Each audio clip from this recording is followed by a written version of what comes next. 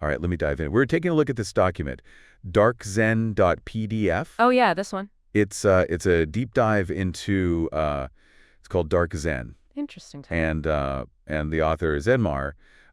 He calls himself a Dark Zen mystic. And he really, he kind of shakes things up in the Zen world. You know, he questions a lot of Yeah, it's traditional thinking. it's pretty provocative from what I've glanced at so far. Yeah. I mean, he's really going right for the core of kind of Zen authority and even And lineage. yeah, and lineage. And all of that, yeah. So it's going to be interesting. Yeah, and even, I mean, the way this document is written, it's so interesting. it's very conversational. Yes. Like you're having a conversation with him. It feels like, yeah, you're like sitting in a room with him and he's just kind of like Right. sharing these ideas and you know, it's very pointed. Right. So it's really engaging, I think, to read. Well, I'm curious about this. Yeah. What is Dark Zen? What does he mean by? Well, yeah, he kind of equates it with he calls it Mystical Zen. Okay. And it's really about experiencing the true nature of mind directly. Okay. So it's very much about personal insight rather than relying on scriptures or traditional practices. So it's more about uncovering the truth within. Exactly, yeah. Rather than following. Yeah, it's about this A set path. kind of direct seeing into the nature of mind. I mean, he comes right out and says that Dark Zen is the true form of Zen and that It's everything we think we know about Zen lineages and even modern practices could be completely off. And he even goes as far as to say, you know, you could theoretically go through all the stages of a bodhisattva in an instant. Really? And enter the lineage of the Buddhas. He's talking about sudden enlightenment. He's talking about sudden enlightenment. So less about gradual process, but more about a flash. Yes. But what happens to all the Zen stories, the lineages? Well, that's where it gets really interesting, right? Because he calls those traditional lineage stories like those in the Blue Cliff Record, the Gateless Gate. Yeah, or like the flame transmission. Right. He calls them allegories. Okay. He's basically saying don't take them literally. Don't take them literally. They're more like inspirational tales. So he's shaking things up from the very beginning. Yes, absolutely. It's almost like he's saying true understanding comes from within, not from blindly following these teachers or these traditions. He takes it even further. He actually is very what's the word? Critical. Critical, yeah, of the Korean system. Okay. He thinks it's more about proving intellectual knowledge than actual demonstration of enlightenment. So you're not really seeing mind. You're just kind of working through these intellectual puzzles. Yeah. He actually he really emphasizes that a true Dharma heir is not someone who has just memorized the precepts, or the Buddhist concepts. Right. It's someone who has directly seen the true nature of mind. He calls this achieving the true I. True I, right? Yeah. So how do you recognize this seeing mind in Dark Zen? Yeah, that's a great question. If it's not about lineage or koans, then what is it about? So he describes two key awakenings in Dark Zen. Okay. The first awakening, he kind of equates it with experiencing what he calls mind's pure nature. Okay. He calls it Siddha Prakriti or Gotra, and it's like a glimpse into a small part of mind's vastness. Okay. It's like he uses the analogy of a seed of enlightenment within us. So it's not full enlightenment, but not full enlightenment. No. The taste. Right. It's like the potential is there. Right. And that's really just the beginning. There's a whole journey ahead to fully realize your true nature. Now, he also has some strong opinions about what it means to be a bodhisattva, right? Yeah, he cautions against mistaking good deeds for a true bodhisattva. Right. He's really arguing that it's about specific spiritual insights about the nature of mind, not just about being a good person in the world. It's more about an inner transformation than outward actions. Right. He's really drawing a distinction between genuine spiritual development and just being, you know, a quote-unquote good person. Right. You know. So then what about the second awakening? What does that entail? Yeah. So the second awakening he describes as like a complete merging with mind. Okay. It's like realizing that the journey itself was the real challenge, and what you were seeking was always right there. He uses the phrase Zen is the path from gold to dung. Oh, I like that. Like we started with this grand idea of enlightenment, only to realize Yeah. that the truth was always within us. Exactly. It's like, Yeah. you're searching for your lost keys and they're in your pocket the whole time. Right, exactly, yeah. But here's where Zenmar starts to really challenge some of the common practices that we associate with Zen. What do He's particularly critical of the emphasis on seated meditation. Yeah, that surprised me too. Yeah. He brings up the that classic story about Nanya Oh, yeah. criticizing Matsu for sitting Always sitting. all the time. Yeah. Polishing a tile to make a mirror. Right. And then, of course, Dogen Right. interpreted that as saying, well, the very act of polishing Creates the mirror. creates the mirror. Right.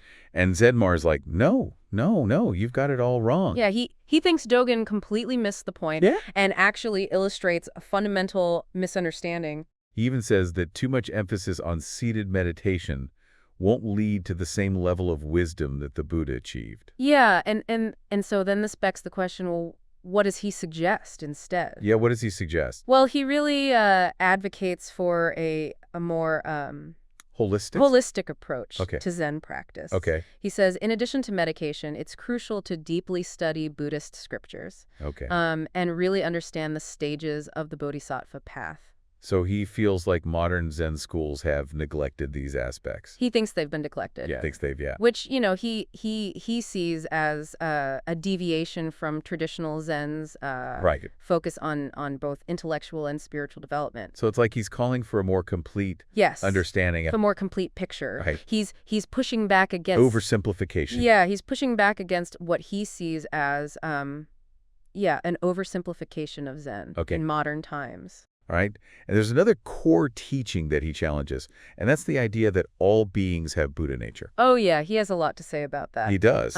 He uses this analogy of an acorn having the potential to become an oak tree, but needing specific conditions to actually realize that potential. So just because something has the capacity doesn't mean it automatically possesses it. He says, all sentient beings have the potential for Buddha nature. But not all will actually achieve it. He even goes so far as to say that things like mountains, rivers, and earth are not Buddha nature because they haven't undergone the necessary transformation. He's making a distinction between being alive and possessing the potential for spiritual awakening. Yeah. So Buddha nature is something you have to actively cultivate. It's not a given. Yeah, it's not passive. Yeah, so how do we do that? Yeah. What are the steps involved? That's the million-dollar question. I think that's a perfect place to stop for part one. All right. And when we come back, we'll talk about Zenmar's 2 conditions for realizing Buddha nature. Sounds good. And his really interesting interpretation of the 6 paramitas. Looking forward to it. So before we went to the break, we were discussing how Zenmar really emphasizes that Buddha nature is not just inherently a given. Right. It's not a passive thing. And he lays out you have to work for it. 2 conditions necessary for realizing it. For realizing Buddha nature. The first being being a sentient being. Which is like the raw material, like milk. From which you can make cream. But he also clarifies that it's sentient being in his definition is not just any living thing. Right. It's a specific kind of conscious spirit. It's not just being alive. Right. It's possessing the potential for spiritual awakening. Exactly. And then that leads to the second condition, which is the 6 paramitas. The 6 paramitas. And how do those play into this? So he says that the 6 paramitas are like I mean, I know what the 6 paramitas are. Right, yeah. But how does he apply them to Buddha nature? To Buddha nature, yeah. He says that because they're traditionally seen as qualities you cultivate on the path. On the path, yeah. To enlightenment. He says they're almost like practices. They refine that milk.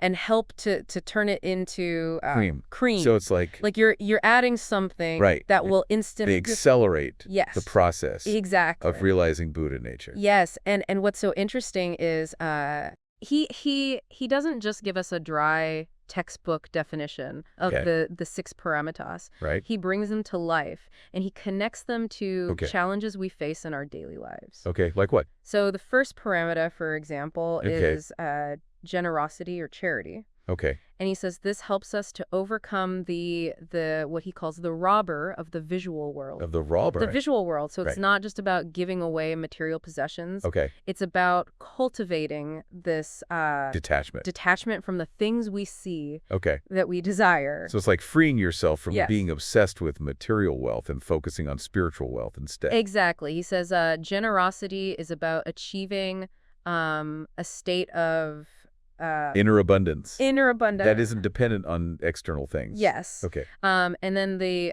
second paramita is morality.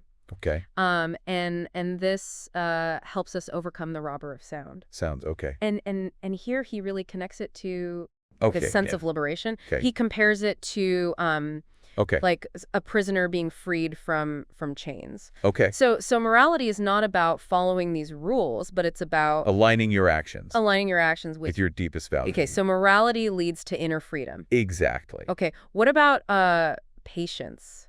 Patience, yeah. So patience is about... I mean, that's the third one, right? The third one, yes. Okay. And this one is about overcoming the robber of smell. Smell. Smell. Okay. And he compares this to like a warrior Okay. who can withstand Hardship. Yeah. Okay. So patience is really essential for Enduring the challenges of the spiritual path. exactly, yeah. Cultivating a sense of Inner peace. That can weather any storm. So without patience, we're just slaves to Yes, to our senses. That's offenses we react to. And our reaction. Experiences. Yeah. Okay, and then we have strength, Strength. which is overcoming the robber of taste. Of taste. Yeah, so this is a really interesting one. Okay. Because he really connects this to spiritual devotion Okay. and having the ability to control your desires Okay. and your appetites. So it's not physical strength. No, it's about Inner strength. inner fortitude. To resist those temptations and stay focused. Yes. It's about choosing what truly nourishes you, not what... Right, not being controlled by cravings and impulses. Okay.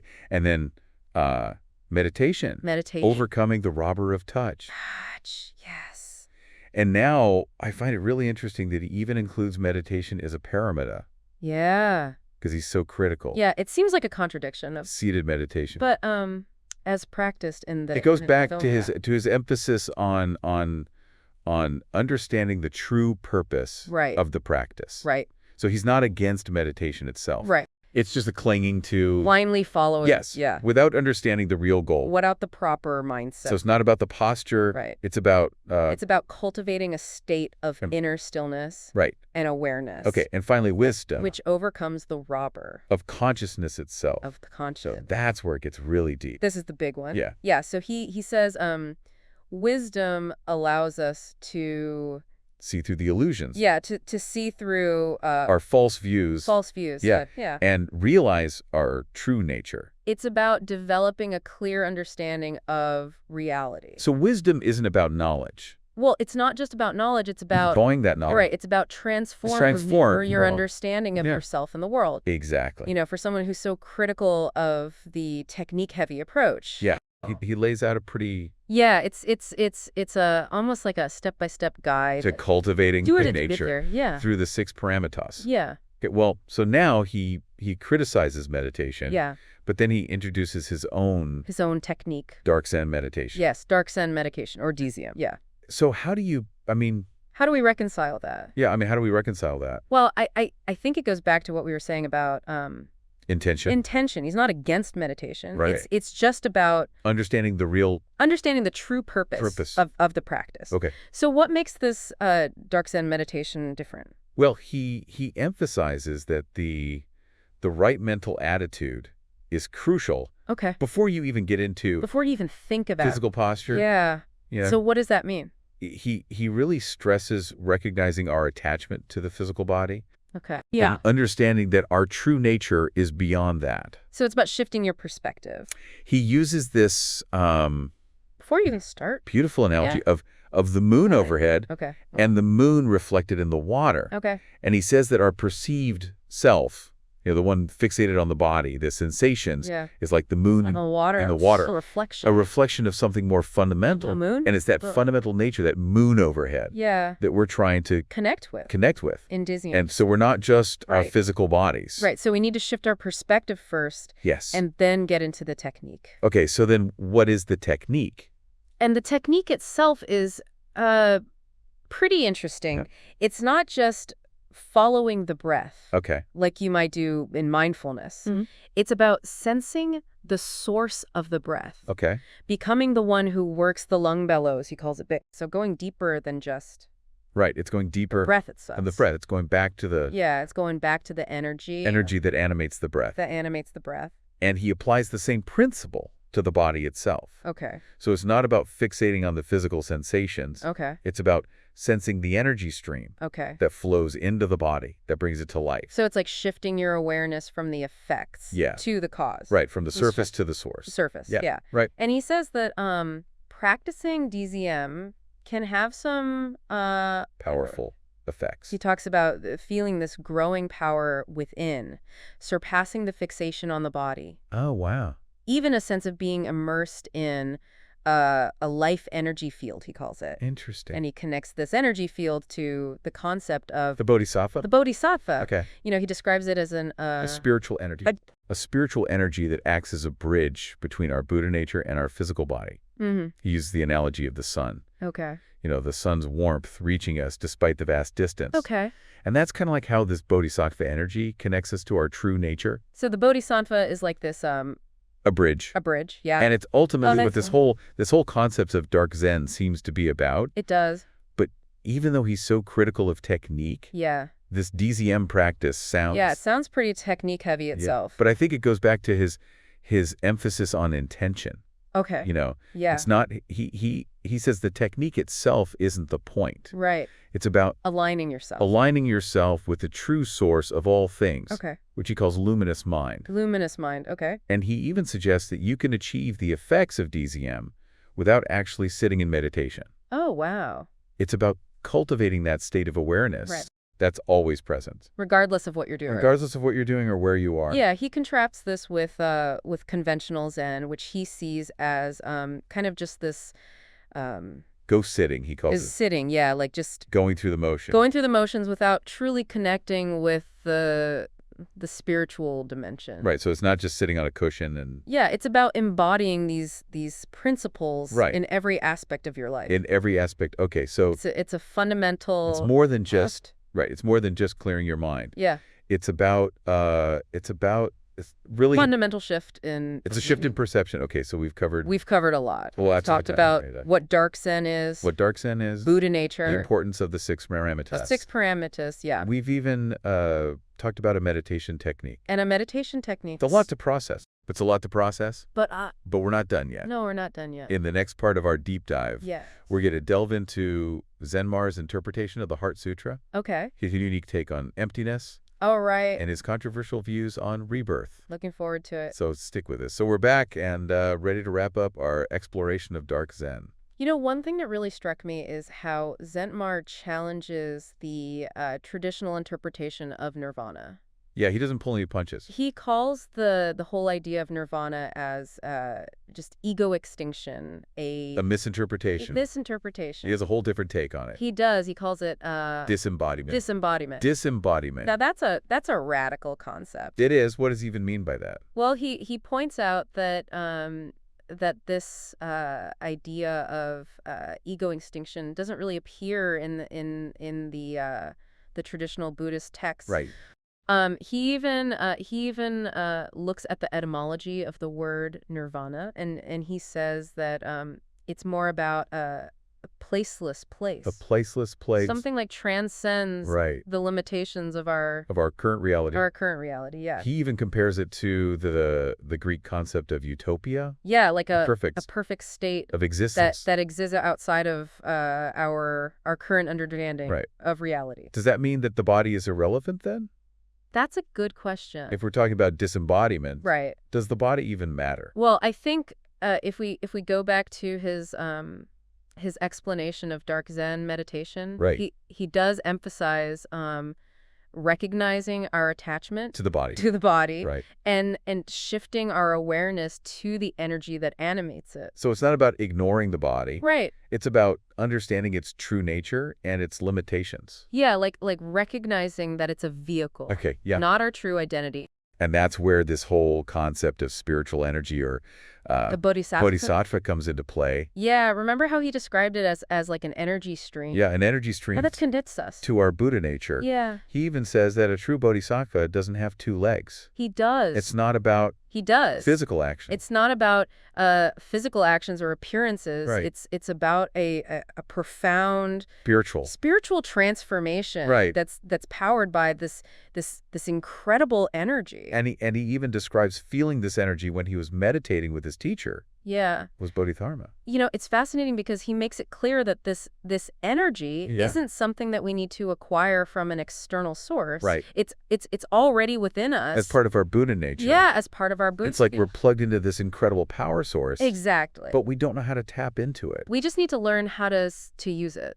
And he provides us with tools, through practices, through Zen meditation, co-introspecting, reading the Dharma. Yeah, deep study of the Dharma. And it all comes back to that core Buddhist principle. Recognizing true nature. He's just offering a different perspective, a different path towards that realization. He really challenges everything you thought you knew about Zen. He does. It's been a wild ride. It has. We've covered so much. You've talked about. From unconventional definitions of Buddha nature, right, to the role of meditation. Yeah. And even nirvana. Nirvana is disembodiment. Zenmar's voice has just been this constant challenge. He needs to think deeper. Yeah, to look deeper, to question everything. It's everything. Yeah. And ultimately discover your own understanding of Zen. Exactly. And that's the beauty of it. It is. The journey is unique. Unique for each individual. What matters is that we keep seeking, we keep questioning. Absolutely. And we keep opening ourselves to new possibilities on the path. And as always, the real exploration begins within.